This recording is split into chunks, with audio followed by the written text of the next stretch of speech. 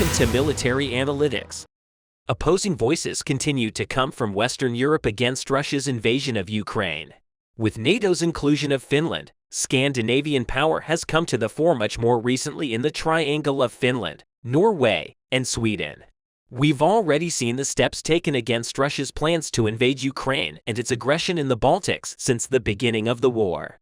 Sweden, one of the most important representatives of this power, has made great efforts to end this war with heavy sanctions against the Moscow government, as well as supporting the Ukrainian army militarily.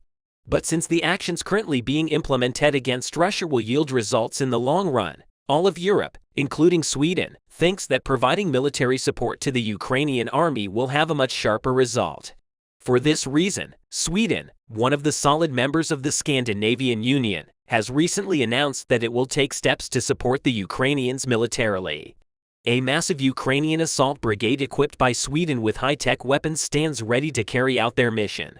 It's estimated that the Ukrainian soldiers trained by Sweden were specially trained in the most difficult conditions and geography. It is unclear whether a full brigade of 3,000 to 5,000 or just a few hundred vehicle operators and commanders were trained in Sweden for this reason. Information on the number and characteristics of the unit equipped with Swedish weapons will become clear in the future. The brigade, equipped with specially trained Ukrainian soldiers and Swedish high-tech 120 pieces of heavy armored vehicles and artillery, is expected to lead the major offensive. This striking news had wide repercussions on the world agenda. This step of Sweden received a lot of appreciation from all of Europe. Currently, while the violence of clashes on Ukrainian soil has increased, high-tech weapons are actually one of the most basic needs of the Ukrainian army. As we mentioned, Sweden realized this and took an incredible step. Not only will the existence of a Ukrainian formation equipped with some of Sweden's best artillery be an asset, but it also gives the world a chance to respond just in time for a counterattack. Well, what is the scope of the Ukrainian brigade project equipped with Sweden's high-tech weapons? If you want, let's examine the subject together in depth. An ambitious and effective Swedish program to place one of Europe's best combat brigades in the hands of Ukrainian generals is nearing completion.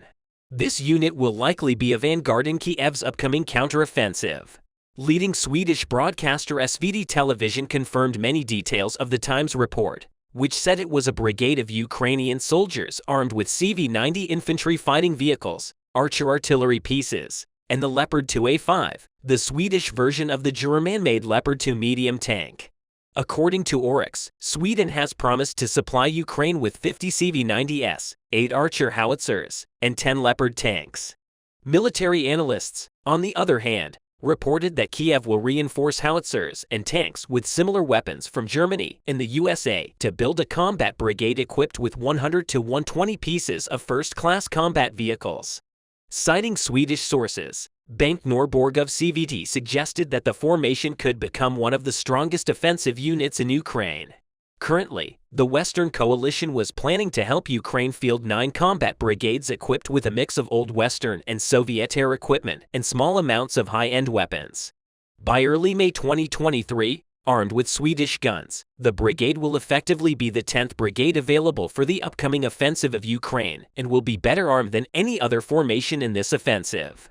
On the other hand, Swedish media confirmed that Ukrainian soldiers had been training in the country for at least 2 months after Stockholm's decision in February to hand over heavy weapons systems to Kiev.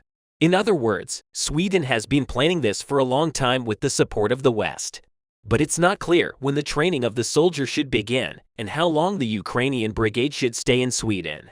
One of the first names to suggest the existence of this brigade was a Swedish military blogger. In a post on May 18th, Swedish military blogger Lars Wildering claimed to be correct in announcing that a combat brigade with Swedish equipment is in Ukraine or will be in Ukraine very soon.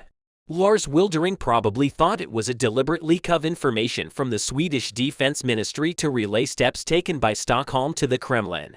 Some Swedish military bloggers and news outlets cited the Swedish defense exercise called Aurora 23, the largest of its kind in over 30 years, that took place between April 17th and May 11th as evidence of the brigade's existence as a possible part of Ukrainian military training. A total of 26,000 Swedish troops participated in exercises, mostly in the south of the country and in and around the Baltic Sea to conduct allied operations, air and sea space control, and joint defensive exercises. In fact, this evidence of Sweden's supportive policies towards Ukraine is quite logical because neither Ukraine nor Western European countries want this war to cause more harm to the world. Therefore, Sweden can continue to arm Ukraine as a very effective solution to Russian occupation policies. On the other hand, despite its neutral status, Sweden was an early supporter of Ukraine in its war against Russia. The Swedish government initially sent hundreds of Carl Gustaf rockets to Ukraine. Also, Sweden sent an anti-tank weapon popular with Ukrainian infantrymen for its ease of use and effectiveness, and then 60 trainers to assist with training. Additionally, Ukrainian soldiers heading home in mid-May after 2 months of training in the UK posted videos of Swedish military instructors standing by the roadside and saluting as Ukrainian troop buses exited a base. After decades of cutbacks, the Swedish military is recruiting troops, opening bases, and procuring modern equipment as relations with Russia freeze during the Ukrainian occupation of the region. So Sweden is doing everything it can to support Ukraine in this war. In addition, Sweden is trying to reassure its allies that it can contribute to NATO and benefit from membership. Sweden hopes to finalize its one-year membership application at a NATO summit in Lithuania this July, becoming the 32nd member after neighboring Finland joined the alliance in April. Prime Minister Ulf Kristersson, who arrived in Corso by assault boat last week to observe the Aurora training exercise, said, "We are not just trying to join NATO for our own safety. We also have a lot to contribute. Sweden can help ensure the safety of others. This is an important sign that we are sending today." Despite government rhetoric, Sweden's military spending lags behind NATO's directive that a country's defense spending should be at least 2% of GDP.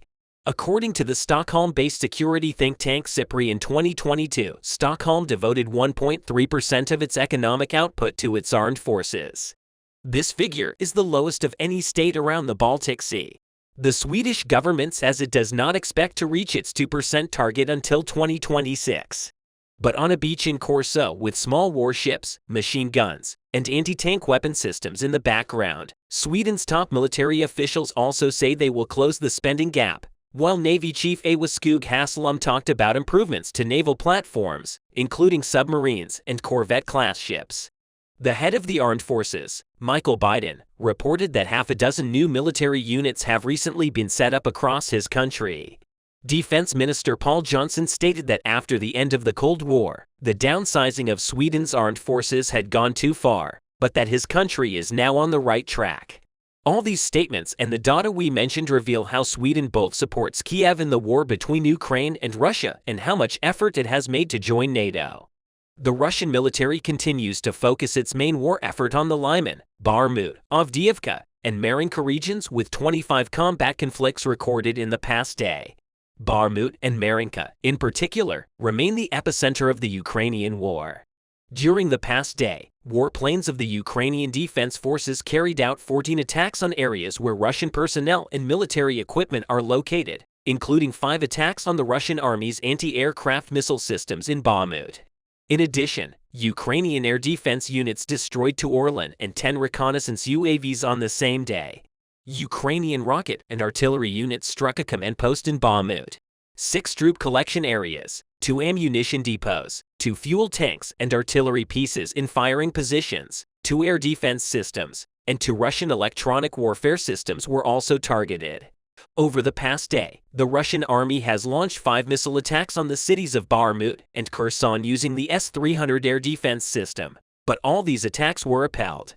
In addition, the Russian army carried out 32 airstrikes and more than 40 attacks using a large number of rocket launchers on the positions of Ukrainian troops and settlements. Although Ukrainian air defense units responded to these attacks in a timely manner, a small number of Russian missiles hit, resulting in civilian casualties. In addition to the civilian casualties, private residential buildings, civil and administrative infrastructures belonging to civilians in Bakhmut were damaged. Despite all these losses, the Russian army continues its war effort in Ukraine. Last January, the Kremlin launched a large-scale offensive filled with promises.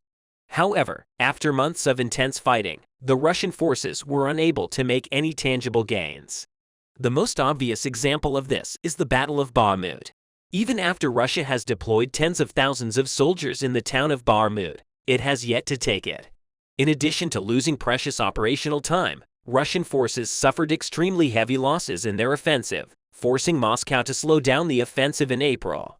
Indeed, over the past month, the increase in the Russian army's operations and casualties has begun to wane. So why did the Russian losses rise so much for 5 months straight? Russian casualty figures tended to rise. Last November, Russian forces lost about 16,400 soldiers killed or wounded. In December, Russian forces lost about 100 more soldiers, and a total of 16,500 were killed or wounded. But starting in 2023, Russian losses skyrocketed with records every month in a row. In January, the Kremlin lost about 20,200 soldiers dead or wounded. The following month, Russian forces lost more than 21,500 soldiers killed or wounded. Later in March, Russian forces saw their wartime peak and lost about 24,100 men. The steady increase in Russian casualties during the months of the war was the result of intense fighting on land, especially around Bakhmut. Russian casualties soaring from January to March were the result of large-scale Russian attacks that ultimately failed. However, the uptrend ended in April. From April 1st to April 30th, approximately 16,500 soldiers from the Russian army, the Wagner Group, private military company, and pro-Russian separatist forces were killed or wounded. However, the Russian forces also suffered significant losses in their weapons systems. More specifically, in this time period, the Russian army lost about 85 main battle tanks, 210 armored fighting vehicles, 250 artillery systems, 20 multiple rocket launchers, 20 air defense systems, 230 drones, 25 cruise missiles, 2 aircraft, and 3 helicopters.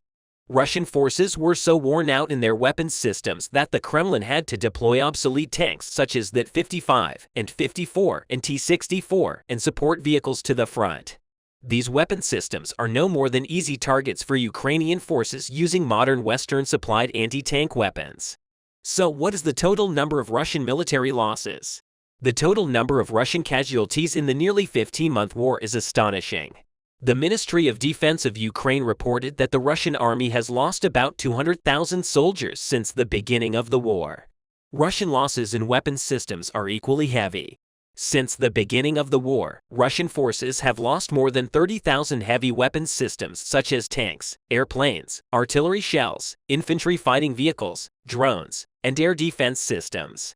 Assuming that Russia is grappling with global economic sanctions and that its domestic production has come to an end, as the war drags on, it becomes increasingly difficult for the Russian army to equip its forces with modern weapons systems. Russia is not only struggling with these but is also quite worn out by the intra-Kremlin conflict as Russia's war in Ukraine continues.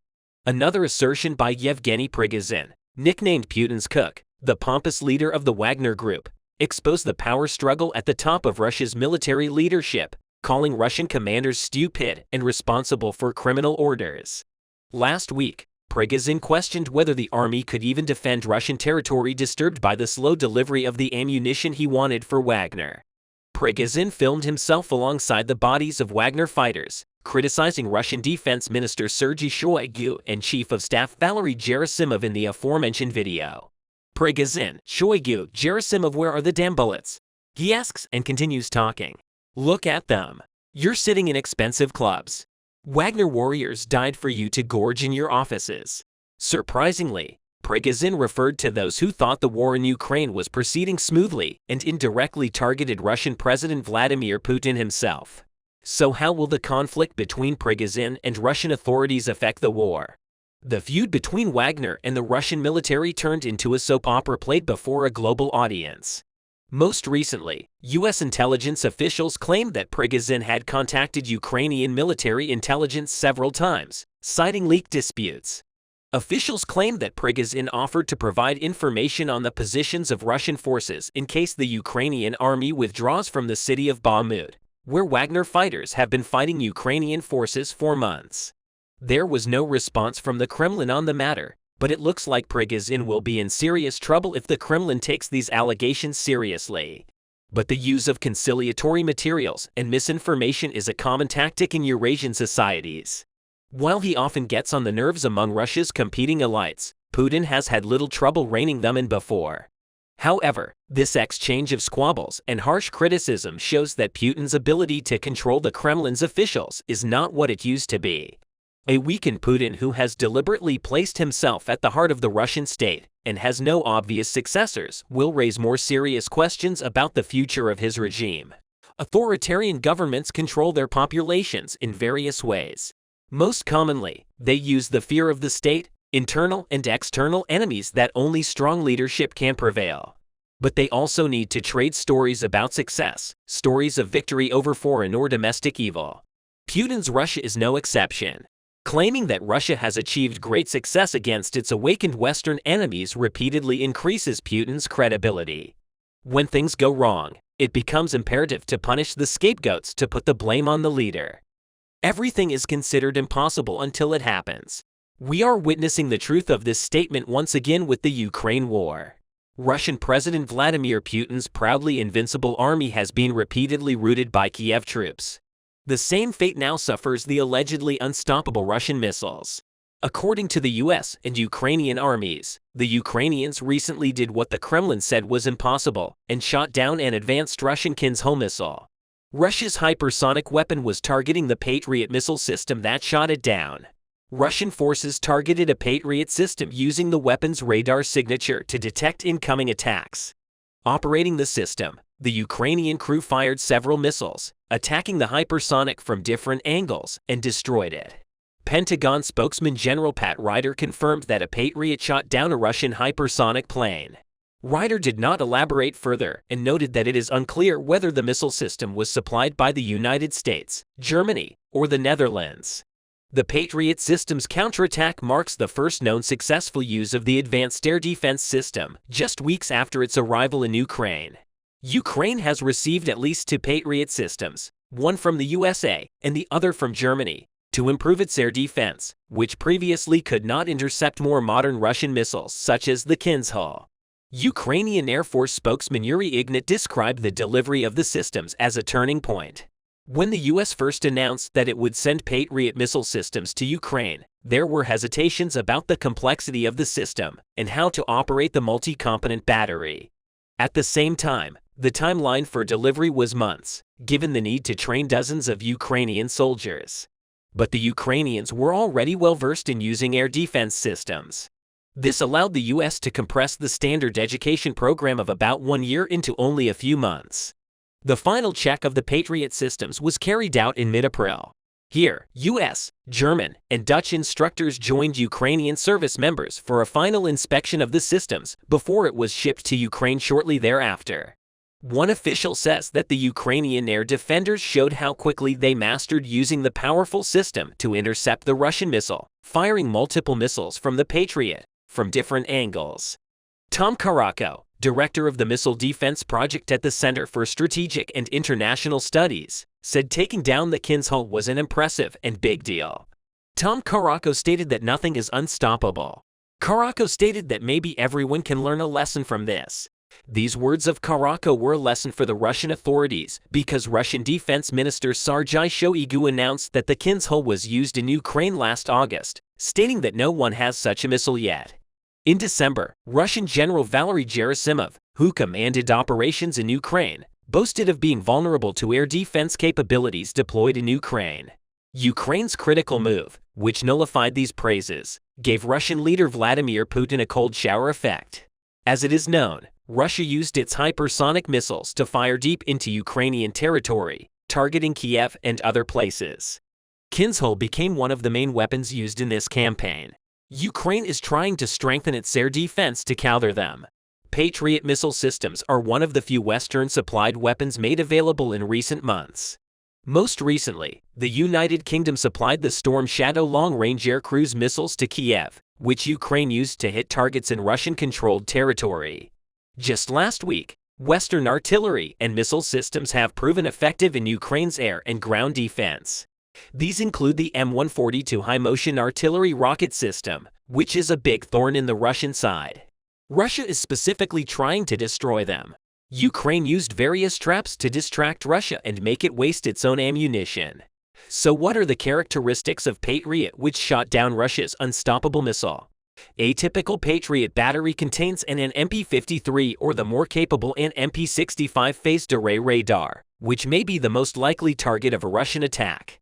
The Patriot missile system has a powerful radar to detect long-range targets.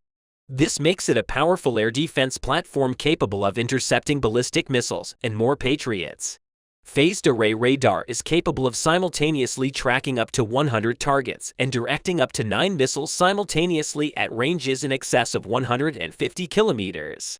An effective and reliable missile defense system, the Patriot, is used in more than a dozen countries. These systems have been battle-tested, according to a congressional report on missile defense for Ukraine.